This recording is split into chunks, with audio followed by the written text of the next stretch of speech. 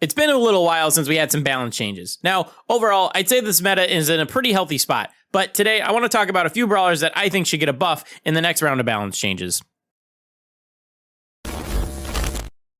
What's going on, Jam Fam, and welcome back to the gaming station. So like I said, today I want to talk about 5 brawlers that I think are a bit weak and what I would like to see changed about them in the next round of balance changes. Now, these are just my opinions, of course, so if there's anything you don't agree with, whether that be the brawler or the change that I suggest, make sure you comment that down below. I love to hear what you guys think, and also comments are good for the YouTube algorithm, which I really need a lot of help with lately. Okay, we're gonna get started with the least needed changes and then move on to the ones that I think are the most needed. So let's get started. Okay, the first brawler I want to talk about today is going to be Max. No time, gotta move! Now, before you click off this video, I'm not saying Max is a bad brawler by any means. She's still used pretty often in competitive, and her speed boost is irreplaceable on some team comps. However, I think they overdid it with one of her last nerfs. And that was the nerf to her supercharged star power. They nerfed the charge rate by 50%, which I immediately said they were overdoing, and when you play supercharge now, you really notice it. It almost feels like it's useless now. I did agree with the nerf at the time, but I think a 50% nerf was way too much to do in one go. So personally, I'd like to see it buffed by about 10 to 15%, because right now, Supercharge just feels pretty much useless, so it's almost like Max only has 1 star power. However, since Max is still being used competitively, and this is the only gripe I have about her kit overall, I won't be upset if this buff doesn't happen, hence why it's at the very bottom of my list. Alright, moving on from Max, number 4 on my list is going to be Penny. I don't think I've ever seen Penny be viable in the meta. Now, there's nothing great about her kit, and there's almost always a brawler who can do what she does just a little bit better. Like, Penny's real strength is only in her super, and that's only because it offers area of denial. But if that's your goal, you can just run a thrower like Barley or Sprout instead. And if you're running Penny for her long-range damage, then you're better off running Brock, Bell, Piper. Any of those brawlers would be better than Penny at that job, because Penny only does like 1300 damage right now. So, personally, I think a really good change for Penny would be to buff her damage. I think if you got her around Bell's level of damage, about 1500 damage or so, that would be a much better spot for her. Because like I said, right now she only does 1300 damage, and that's a pathetically low amount in my opinion. Now, they may have to rework the way her splash damage acts, since I know the devs are very concerned about low trophy players, especially when it comes to more common brawlers, which Penny is one of those more common brawlers. Full 1500 damage on the splash mechanic may be really powerful at low trophies where players tend to group up, and you could probably get a whole team wipe with 3 shots. But honestly, if they made the splash damage do something like half damage instead of the full amount, I think that would be perfectly fine. I would look at it like extra poke damage and supercharge rate at that point, and I personally don't see a downside to it. So now that I'm recording this, I'm realizing that I'm just really suggesting Penny to be more like Bell, because I want her to be around Bell's damage, and then Bell's bounce mechanics also do about half damage, which I also just suggested for Penny. That wasn't actually my goal when I wrote this script out, but Bell's very strong, so I mean, of course we would want more brawlers to be a little bit more like Bell instead of more like Penny, right? Okay, enough ad-libbing, let's get back to the script. Alright, other buffs that the devs could add to help Penny out a little bit is either a supercharge rate increase, since her entire kit and both her star powers and gadgets are based around her having her super up, or increase her reload speed to increase her DPS, but still require skill to get her super to charge up, since you still need to land your shots the same number of times. Honestly, I'm not sure I would really want to see Penny be a top meta brawler, since her cannon can be really obnoxious sometimes, especially if you don't have a thrower or something to counter it. So even though she's painfully bad right now, I have her at number 4 on my list just because I'm not sure I would want to see a meta with Penny at the top. Okay, number 3 on my list is going to be Jacky. Yeah! Jacky has been one of the worst tanks in the game for a while now, in my opinion. You can argue Daryl is bad, but I think that's just a temporary thing until they either buff him or nerf Primo. However, Jacky is just bad, and you only ever see her on certain maps, and you have to have a Poco on your team to make her really work. Now, I think Jacky's HP and damage are in perfectly fine spots. I don't think you need to touch either of those to make her more viable. I honestly think Jacky's biggest 2 problems are the lack of mobility for her very short range and her super. Let's talk about her mobility first. Now, Jacky does have her gadget to help with her mobility issues. However, it has been nerfed pretty heavily, and you have to be very selective about when you use it because the boost isn't nearly what it should be, in my opinion. I think the speed boost from her gadget should be brought up a hair, maybe by 5% to 25%, and maybe make it last an extra second or so. That would give her a better chance at closing gaps and securing kills when you do decide to go aggressive with Jacky and pop her gadget.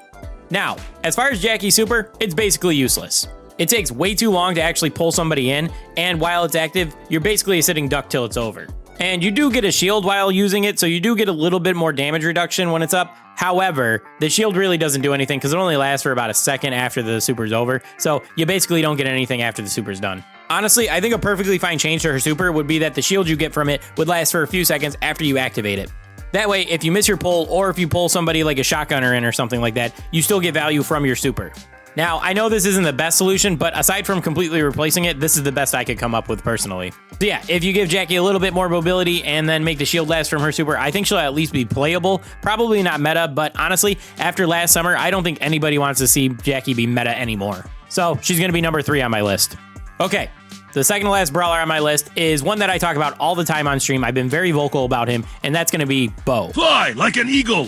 Now, Bo's base kit is perfectly fine. He's got a really good amount of health and he does a lot of damage. None of that needs to be changed in my opinion. Bo's biggest problem is that he falls behind when other brawlers have viable gadgets and star powers. All right, first off, let's talk about Bo's star powers. Snare Bear is a perfectly good star power and I wouldn't want to see anything changed about it. However, Circling Eagle is a pretty terrible star power on most maps. Yes, it's a necessity on maps like Snake Prairie and Cavern Churn. However, outside those maps, you're never going to be using it. So if you see a Bo and you're not on one of those maps, you know he's probably running Snare Bear, and you're going to be extra cautious when trying to trip mines, or be very careful when you don't know where the mines might be.